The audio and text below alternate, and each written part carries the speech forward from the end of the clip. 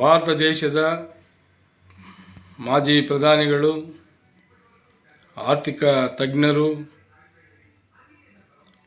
ನಿಮ್ಮೆಲ್ಲರ ನೆಚ್ಚಿನ ನಾಯಕರು ಆದಂಥ ಶ್ರೀ ಮನಮೋಹನ್ ಸಿಂಗ್ರವರು ಇವತ್ತು ದೈವಾಧೀನರಾಗಿದ್ದಾರೆ.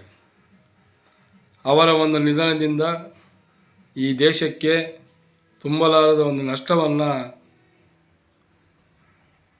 ಭರಿಸಬೇಕಾದ ಪರಿಸ್ಥಿತಿ ನಮ್ಮ ದೇಶಕ್ಕೆ ಇವತ್ತು ಬಂದಿದೆ. ಯಾಕೆ ಅಂತಂದರೆ ಅವರ ಒಂದು ದೂರದೃಷ್ಟಿ ಬಹಳ ಉತ್ತಮವಾದದ್ದು. ಅವರು ಈ ದೇಶದ ಒಂದು ಅಭಿವೃದ್ಧಿಗೋಸ್ಕರ, ಈ ದೇಶದ ಒಂದು ಜನರಿಗೋಸ್ಕರ, ಬಡ ಜನರಿಗೋಸ್ಕರ ಒಂದು ಅನೇಕ ಯೋಜನೆಗಳನ್ನು ಜಾರಿಗೆ ತಂದವರು. ಬಡವ ಜನರಿಗೆ, ಗ್ರಾಮೀಣ ಕೂಲಿ ಕಾರ್ಮಿಕರಿಗೆ ಸಹಕಾರಿಯಾಗಲೆಂದು ಮಹಾತ್ಮ ಗಾಂಧಿ ಉದ್ಯೋಗ ಖಾತ್ರಿ ಯೋಜನೆಯನ್ನು ಜಾರಿಗೆ ತಂದರು. ಮತ್ತು ಈ ದೇಶದ ಯಾವುದೇ ಪ್ರಜೆ, ಯಾವುದೇ ಬಡವ ಹಸಿವಿನಿಂದ ಮುಕ್ತ ಆಗಬೇಕು ಅಂತ ಅವರಿಗೆ ಆಹಾರ ಭದ್ರತಾ ಕಾಯ್ದೆಯನ್ನು ಜಾರಿಗೆ ತಂದರು. ಮತ್ತು ಈ ದೇಶದಲ್ಲಿ ಭ್ರಷ್ಟಾಚಾರ ನಿರ್ಮೂಲನೆ ಆಗಬೇಕು, ಈ ಭ್ರಷ್ಟಾಚಾರ ಮುಕ್ತ ಆಗಬೇಕು ಅಂತ ಮಾಹಿತಿ ಹಕ್ಕು ಕಾಯ್ದೆ ಮತ್ತು ಲೋಕಪಾಲ್ ಮಸೂದೆಯನ್ನು ಜಾರಿಗೆ ತಂದರು. ಮತ್ತು ಅದೇ ರೀತಿ ರೈತರಿಗೆ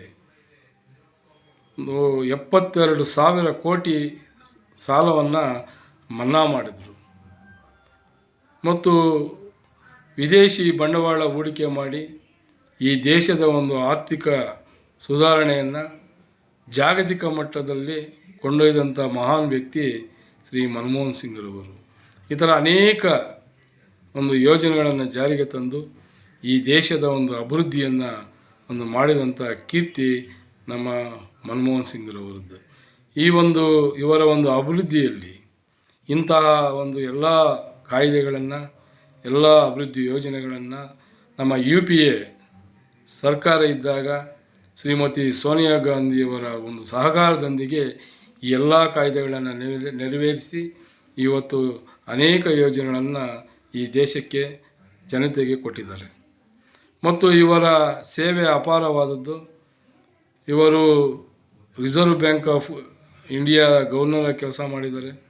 ಭಾರತ ದೇಶದ ಆರ್ಥಿಕ ಮಂತ್ರಿಯಾಗಿ, ಆರ್ಥಿಕ ಸಲಹಾಗಾರರಾಗಿ, ಇನ್ನೂ ಅನೇಕ ಹುದ್ದೆಗಳಲ್ಲಿ ಈ ನಮ್ಮ ಮನಮೋಹನ್ ಸಿಂಗ್ರವರು ಸೇವೆಯನ್ನು ಸಲ್ಲಿಸಿದ್ದಾರೆ.